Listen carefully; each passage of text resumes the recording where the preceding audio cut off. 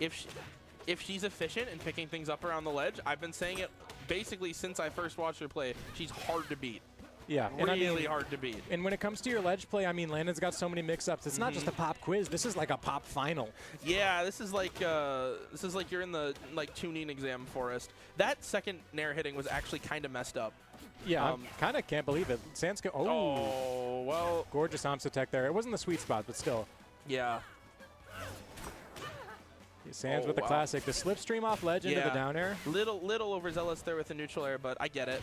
Yeah. And there's stock 1 to Sands, and you really have to think, like, she's riding a lot of momentum right now, and Landon hasn't played a set in a minute. Obviously, Landon's probably still been playing off stream, but yeah, I mean, this could be like the download game for Landon. I mean, it's obviously not a foregone conclusion at the moment. And like I was saying earlier, like, between, like, Landon and Wrastor are two players where it's like, I really feel like no matter the position they're in, they're still locked in, you know?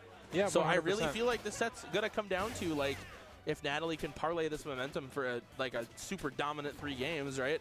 Because I feel like if she loses a game, it's gonna the momentum is gonna start to swing, and that's not what you want to see here, especially coming off a set win like that, right? And you can kind of see some. I mean, Sands is. Oh my god! That was gorgeous. That semi spike on the down air. Huge dash attack. You're dead. There's the F strong. Wow. And what did I say about momentum, folks? This is ridiculous. What we're seeing here.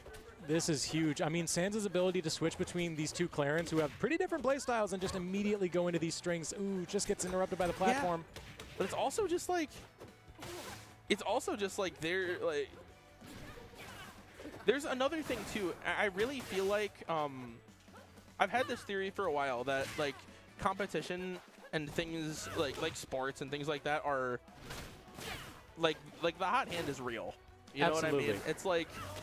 There are times where things that don't normally work do work because you're like in the zone. You know what I mean? Yeah, 100%. I mean, so much of it is not getting in your own way. Yeah, right. Sands not getting in anybody's way except Landon's she's ridiculous. She is so sick for that stock. Oh my god. I feel like I'm watching something that we're not allowed to broadcast. That was whoa. Wow. Oh, if you're... Landon about to quit the game over that last stock. That's crazy. No, Landon's a good sport. Whew. I got no words after that one. That was clean. God. That was nasty. All right, we're headed to Rockwall for game 2. I'm... No good intentions here. Surprised this is open, but you know. I spoke to Sands about the stage once, and I don't know if this is still true because it's been some time, but I know she said this was one of Wrastor's best stages. You know, think about how often Wrastor kills off the side, right? Yeah, and so much space to work with. I feel like it makes sense, but, you know, Landon obviously knows what they're doing, so I have full trust. But yeah, that grab indicates confidence to me. I mean, Landon kind of acting with confidence here. Well, it's like I was saying, right? Like, Landon is not going to have any confidence deterred by getting, like, just demolished game 1, right? Yeah, like, I mean, you take out the first health bar and 2 more appear. Pretty much, yeah, that's how it goes, right? Like, huge up tilt out there. And see, look, right? Like, this is the first stock of the set not taken by Sands, right? Yeah, beautiful ledge hog.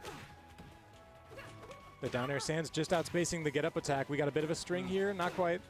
Oh, look at that weight. Yeah, Landon knows about the nair. He's just avoiding it there into the corner pressure here. I heard none of what you said, Evan. Is that 3rd place? Okay, cool.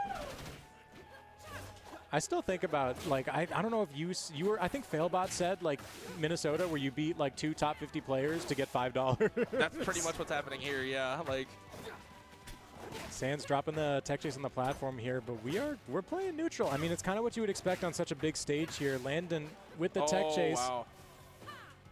Landon is... I respect Sands' Yep. Wow. That is great recognition there of just like, yep, that's you and above ledge. That is a free stock. I'm taking it. Yeah, it's these little commitments from Landon that we see Sands capitalizing on. Like just even something like jumping in. If you get caught with slipstream, that could be an opening. Landon does not mistime that down smash often, by the way. Yeah, little shaken, beautiful down air. The second hit actually. Yep, and that's the type of adaptation I expected to see from Landon, where it's like, obviously, like, Natalie's punish game is really strong, but it relies a lot on swinging with things like dash attack, right? Absolutely. So if there's no slipstream, like, it's pretty easily outspaceable with things like dash attack, which is exactly why we saw that down smash there. Yeah, and you can see moments like this where, I mean, when Landon is spacing properly around some of these moments where Sans likes to swing, it's kind of hard for Wrastor all of a sudden. That's true. And I think we're gonna be asking ourselves a very interesting question, which is if Natalie does end up losing this game, which is not. It's not a guarantee that she will win, or that it's not a guarantee that she will lose. But it looks like Landon has a lead, and Landon is very scary with a lead, right? Absolutely. So you're asking yourself, like, if you don't go up 2-0, like, how do you take the momentum back, right? Yeah, that's true. And I mean, I would even be a little afraid up 2-0 against Landon, because I mean, the adaptations we're already seeing here are crazy. That's true, but really, like, I don't know. I feel like if the punish game is rolling, you have no fear. That's my take. Yeah, no, 100%. And I mean, I think that's always kind of been Sans' thing. It's like Sans kills you before you know what happened. That's basically what happened in game 1, right? But now Landon has a foothold, and that's a scary spot to be in. But you know what? If there's one, like, Natalie can for sure, like, ride her nutty punish game to just roll out of this, I feel like. Yeah, we're seeing a little bit of banding here as Landon bans the stages. Very nice move from him. Yeah, banning stages, not something commonly seen. High-level player tech. Yeah, many even top players don't know that you cannot let your opponent go to their good stages. That's crazy. Yeah, ultimate players don't even know that the stage list exists, so it's new tech for us. But, yeah, it's funny that we're seeing these stages with so much space to work with. I feel like both of these players and both of these characters very much like having room to move around. Yeah, but the other thing too is I feel like it's hard. Like at that spacing, I feel like at the larger stages, I feel like. As someone like Landon, I'd be maybe even more keen to leave those open. Yeah, no, for sure. I mean, I don't think Landon minds at all. No, but my reasoning is just like, I feel like the more space that you give yourself to deal with, that was a crazy second nair. The more space that you give yourself to deal with Wrastor, I think the easier he gets to deal with, right? Yeah, no, for sure. You give yourself more space to react, and it's like, even with slipstream up, like. Yeah. Ooh, the slipstream up air. It's that slipstream into the aerial off the ledge that is such a strong option. I think it covers spot dodge, because even if slipstream misses, you get hit with up air. Yeah, that is one thing that Landon does. Landon is really, really good at timing air dodge off stage in this matchup. Yeah. Really patient with it and just knows, like, okay, I know what I have to do. I'm not going to panic. I just know that all I have to do is just react, and, like, the timing will present itself to me, basically. For sure. That's the back air, or the back throw F strong. Bit of a pop-off from the crowd there when that back throw up smash hit. Ooh, that's a scary back throw. What the hell? Neutral be interesting. Oh god, really? That parry was so important. Yeah, and a great option out of the parry, because I mean that was jab 2. I don't think Sans would have been in parry stun. Yeah. Oh no. Oh my god.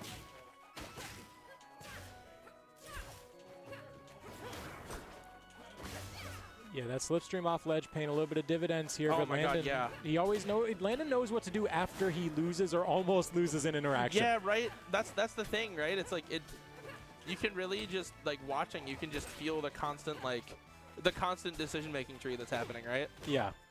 Ooh, huge up air. Sans backs off in just the right place there. Huge nice. That's going to do it. That nair is so nice. Wow. Wow. And that's exactly the type of pickup I've been talking about, where it's like if she's picking that up, like, good luck, you know? Yeah. No, I feel like Sans has been so good in terms of her aggression off stage, and also when she backs off. I mean, because we've seen Sans drop some stocks from going a little too far in, loose positioning. Yeah. But I mean, we're seeing moments here where, like, Landon swings back and Sans just knows. Sans is already gone. Look at this patience, by the way. Just making Landon play all of his cards. Yeah, big down air there, but Sans pulling it back from the ledge. Slipstream back air. Oh, this is so tricky. Barely clips with the down air. We're still in advantage. Interesting parry. Yeah. Might have been a misinput. Maybe a misinput, yeah. I'm guessing, I was thinking maybe down smash there, but. Yeah.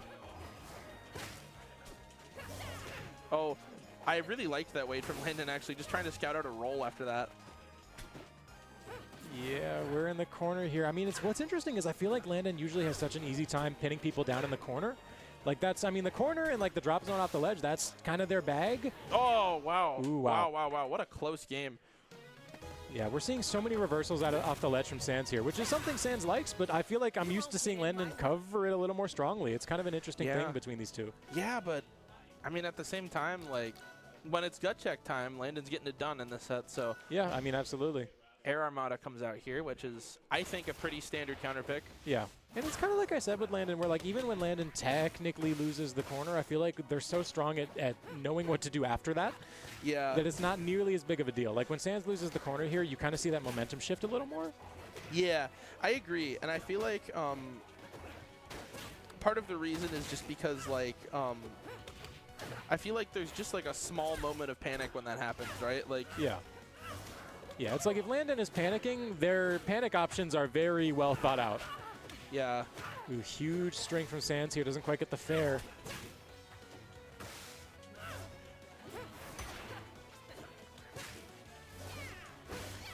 Yep, just double down smash there to pick up that air dodge.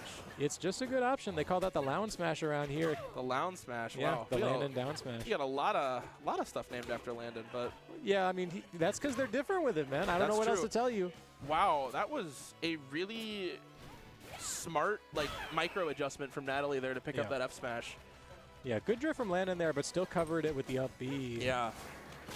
And that's one of those Air Armada things where it's like, that's exactly the, that's one of those things that Air Armada can force, right? It's like you have to go super high there, so there's going to be, like, Clairen's going to actually be forced to give you more opportunities like that just because of the nature of the stage, right? So. Yeah, and Santa's got that up B cocked and loaded, you know, ready for you to land on stage. Yep, exactly. We've seen it twice this set already. Oh, here comes some big damage here, folks. We're seeing some kind of, I mean, Landon trying to mix it up a little bit with the DI, but it's just so tough at these early percents where it's you're getting covered either way. Yeah. Ooh, good CC into the down tilt there. Yeah, just a little bit of spaghetti here, a little bit of Sans kind of swinging, but Landon always in spacing where they're just ready to punish it. Like Sans is just trying to touch the ground. Pretty much, yeah, and actually going too low, ran out of jumps there, I think.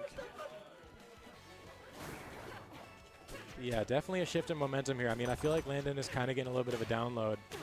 But beautiful edge cancel there. I was going to say download be damned if we landed a forward smash there, but not quite. Yep. Yes, Landon does not miss those techs. Yeah. Landon's been getting a lot out of tech roll to the ledge in this set. It like really feels like Natalie's starting to sit on tech roll a lot. Landon's recognized that. Yeah. And yeah, Landon being very careful about their landings here, which I think is nice. Down tilt F smash. Huge down tilt there. It's always nice to see the extension with the down tilt off the ledge.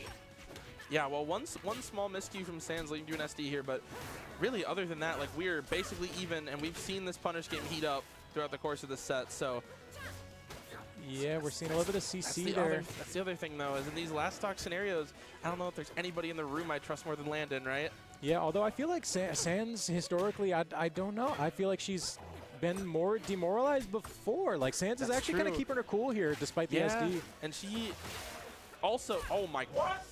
Whoa. Sans. That's a ridiculous purple screen. Yeah. Kill screen there at like 90. Wow. Yeah, I'm not 100% sure if Wrastor's the character that gets to complain about dying to Nair off stage. Wow. But that's rough.